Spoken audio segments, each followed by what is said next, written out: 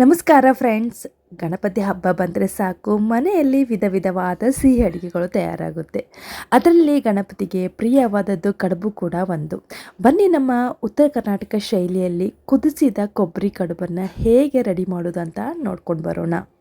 ತುಂಬ ಈಸಿಯಾಗಿದೆ, ಹಾಗೆ ತುಂಬ ಆರೋಗ್ಯಕರ ಕೂಡ. ಯಾಕಂದರೆ ಇಲ್ಲಿ ನಾವು ಕುದಿಸೋದರಿಂದ ಆರೋಗ್ಯವನ್ನು ನಾವು ಹೆಚ್ಚಿಸ್ಕೋಬೋದು ಅಂತ ಹೇಳ್ಬೋದು. ನೋಡ್ಬೋದು ಎಷ್ಟು ಜ್ಯೂಸಿ ಆಗಿದೆ, ತುಂಬ ಚೆನ್ನಾಗಿದೆ. ಬನ್ನಿ ರೆಡಿ ಮಾಡೋಣ.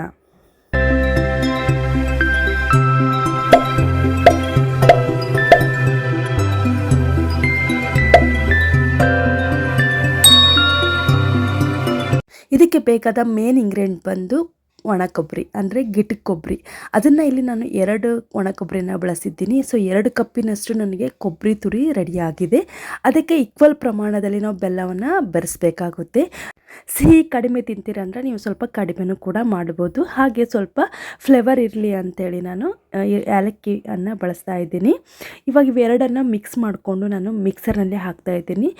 ಇಲ್ಲಿ ಬೆಲ್ಲ ತುಂಬಾ ಮೃದುವಾಗಿದೆ, ತುಂಬ ಅಂಟಂಟಾಗಿದೆ, ಹಾಗಾಗಿ ಚೆನ್ನಾಗಿ ಕೂಡ್ತಾ ಇಲ್ಲ. ಇದಕ್ಕೆ ನೀವು ಏನು ಮಾಡ್ಬೋದು ಅಂದರೆ ಕೊಬ್ಬರಿ ತುರಿನ ಸಪ್ರೇಟಾಗಿ ಮಿಕ್ಸರ್ ಜಾರಿಗೆ ಹಾಕಿ ಪುಡಿ ಮಾಡಿ ಅದಕ್ಕೆ ನೀವು ಬೆಲ್ಲ ಸೇರಿಸಿದ್ರೆ ಅಷ್ಟು ಜಿಗುಟಾಗಿ ಬರೋದಿಲ್ಲ. ಈ ಥರ ಮಿಕ್ಸ್ ಮಾಡಿ ಹಾಕೋದ್ರಿಂದ ಸ್ವಲ್ಪ ಮೆತ್ತಗೆ ಆಗುತ್ತೆ ಅಂತ ಹೇಳ್ಬೋದು.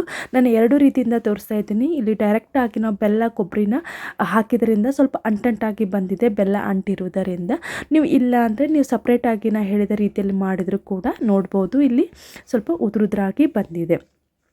2 ರೀತಿಯಿಂದ ತೋರಿಸಿದ್ದೀನಿ. ಅಂಟು ಬೆಲ್ಲ ಇದ್ದರೆ ಈ ಥರ ಆಗುತ್ತೆ. ಸ್ವಲ್ಪ ಕಲ್ಲು ಥರ ಇರುವ ಬೆಲ್ಲ ಇದ್ದರೆ ಇನ್ನೂ ಒಳ್ಳೆಯದು, ತುಂಬಾ ಉದುರಾಗಿರುತ್ತೆ, ತುಂಬ ಚೆನ್ನಾಗೂ ಬರುತ್ತೆ. ಹಾಗೆ ಅದಕ್ಕೆ ನಾನು 1 ಟೀ ಸ್ಪೂನ್ದಷ್ಟು ಏಲಕ್ಕಿ ಪುಡಿ ಹಾಕಿ ಮಿಕ್ಸ್ ಮಾಡಿದರೆ ಪುಡಿ ರೆಡಿ ಆಯಿತು. ಬನ್ನಿ, ಇಲ್ಲಿ ಗೋಧಿ ಹಿಟ್ಟನ್ನು ನಾನು ಕಲಿಸ್ಕೊಂಡಿದ್ದೀನಿ. ಪೂರಿ ಹಿಟ್ಟಿನ ಹದದಲ್ಲಿ ನಾದ್ಕೊಂಡ್ರೆ ಸಾಕು, ಸ್ವಲ್ಪ ಗಟ್ಟಿಯಾಗಿ ಇರಬೇಕು. ಅದನ್ನು ಸಣ್ಣ ಸಣ್ಣ ಉಂಡೆ ಥರ ಮಾಡಿ ಈ ಥರ ಪೂರಿ ಥರ ನಾನು ಲಟ್ಟಿಸ್ಕೊಳ್ತಾ ಇದ್ದೀನಿ. ಸ್ವಲ್ಪ ಎಣ್ಣೆ ಹಚ್ಚಿ, ಇಲ್ಲಿ ನೀವು ಒಣ ಹಿಟ್ಟನ್ನು ಬಳಸೋದು ಬೇಕಾಗಿಲ್ಲ, ಜಸ್ಟ್ ಎಣ್ಣೆ ಇದ್ದರೆ ಸಾಕು. ಎಣ್ಣೆ ಸವರಿ ಈ ಥರ ನಾವು ಲಟ್ಟಿಸ್ಕೋಬೇಕಾಗುತ್ತೆ. ಈ ಥರ ತೆಳ್ಳಗೆ ಇರಬೇಕಾಗುತ್ತೆ, ತುಂಬ ದಪ್ಪನೂ ಇರಬಾರ್ದು, ತುಂಬ ತೆಳುವಾಗಿ ಇರಬಾರ್ದು. ಎಲೆನ ತುಂಬುವಾಗ ನಾವು ತುಂಬ ತೆಳುವಾಗಿ ಮಾಡಿದ್ರೆ ಹರಿಯುವ ಚಾನ್ಸಸ್ ಇರುತ್ತೆ. ಹಾಗಾಗಿ ಮೀಡಿಯಮ್ದಲ್ಲಿ ಮಾಡಬೇಕು. ತುಂಬ ದಪ್ಪವಾದರೂ ಅದು ಕುದಿಸಿದ ಮೇಲೆ ಅಷ್ಟು ಚೆನ್ನಾಗಿ ಅನಿಸಲ್ಲ, ಹಾಗಾಗಿ ಹೇಳ್ತಾ ಇದ್ದೀನಿ. ಆಮೇಲೆ ಅದಕ್ಕೆ ಎಷ್ಟು ಸೇರುತ್ತೆ ಅಷ್ಟು ಪುಡಿ ಹಾಕಿ ಈ ಥರ ಫೋಲ್ಡ್ ಮಾಡಬೇಕಾಗುತ್ತೆ. ಇದೇ ನಮ್ಮದು ಉತ್ತರ ಕರ್ನಾಟಕ ಸ್ಪೆಷಲ್ ಅಂತ ಹೇಳ್ಬೋದು. ಗಣಪತಿ ಹಬ್ಬ ಬಂದರೆ ಸಾಕು ಕೊಬ್ಬರಿ ಕಡುಬು ಎಲ್ಲರ ಮನೆಯಲ್ಲಿ ಗಣೇಶ ಚತುರ್ಥಿ ದಿನ ರೆಡಿಯಾಗಿರುತ್ತೆ. ಅದನ್ನೇ ನಿಮ್ಮ ಜೊತೆ ನಾನು ಶೇರ್ ಮಾಡ್ತಾ ಇದ್ದೀನಿ. ಈ ರೆಸಿಪಿ ನಿಮಗೆ ಇಷ್ಟ ಆಗುತ್ತೆ ಅಂತ. ಹಾಗೆ ತುಂಬ ಸರಳ ಕೂಡ ಇದೆ. ಹಾಗೆ ಕೊನೆಯದಾಗಿ ಈ ಥರ ಫೋಲ್ಡ್ ಮಾಡ್ಕೋತಾ ಹೋಗ್ತೀವಿ. ಇದರಿಂದ ಕಡುಬಿನ ಶೇಪ್ ತುಂಬ ಚೆನ್ನಾಗಿ ಕಾಣುತ್ತೆ ಅಂತ ಹೇಳ್ಬೋದು. ನೀವು ನೋಡ್ಬೋದು ಎಷ್ಟು ಚೆನ್ನಾಗಿ ಬಂದಿದೆ. ಜಸ್ಟ್ ಸಿಂಪಲ್ಲಾಗಿ ಹಿಟ್ಟು ತೆಗೆದು ಅದನ್ನು ಫೋಲ್ಡ್ ಮಾಡ್ಕೋತಾ ಇದ್ದರೆ ಸಾಕು, ಈ ರೀತಿ ಶೇಪ್ ಬರುತ್ತೆ, ತುಂಬ ಚೆನ್ನಾಗೂ ಕಾಣುತ್ತೆ.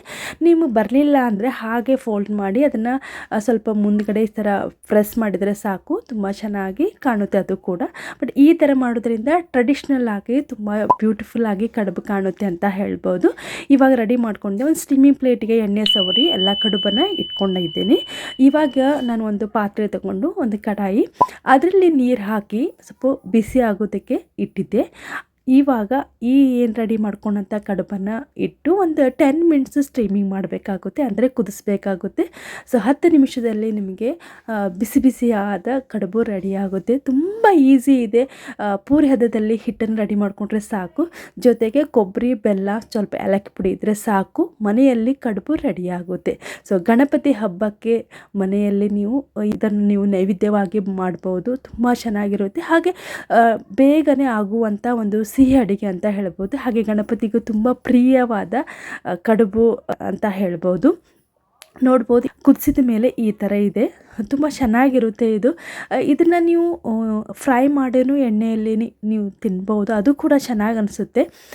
ಬಟ್ ನಮ್ಮ ಕಡೆ ಕುದಿಸಿದ ಕಡುಬನ್ನೇ ಫೇಮಸ್ಸು, ಹಾಗಾಗಿ ನಾನು ನಿಮ್ಮ ಜೊತೆ ಕುದಿಸಿದ ಕೊಬ್ಬರಿ ಕಡುಬನ್ನು ತೋರಿಸ್ತಾ ಇದ್ದೀನಿ. ನಿಮಗೆ ಈ ರೆಸಿಪಿ ಇಷ್ಟ ಆಗುತ್ತೆ ಅಂತ ಅಂದ್ಕೋತೀನಿ. ಇಷ್ಟವಾದರೆ ನಮ್ಮ ಚಾನಲ್ಗೆ ಸಬ್ಸ್ಕ್ರೈಬ್ ಆಗಿ.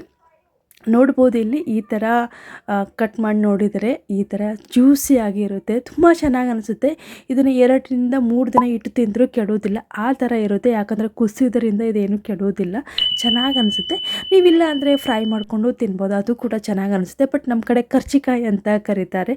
ನಿಮಗೆ ಈ ವಿಡಿಯೋ ಇಷ್ಟ ಆದರೆ ಕಮೆಂಟ್ ಮೂಲಕ ನಿಮ್ಮ ಅನಿಸಿಕೆಗಳನ್ನು ತಿಳಿಸ್ಬೋದು. ಮತ್ತೆ ನಿಮಗೊಂದು ಹೊಸ ವಿಡಿಯೋದೊಂದಿಗೆ ಸಿಗ್ತೀನಿ. Thank you for watching.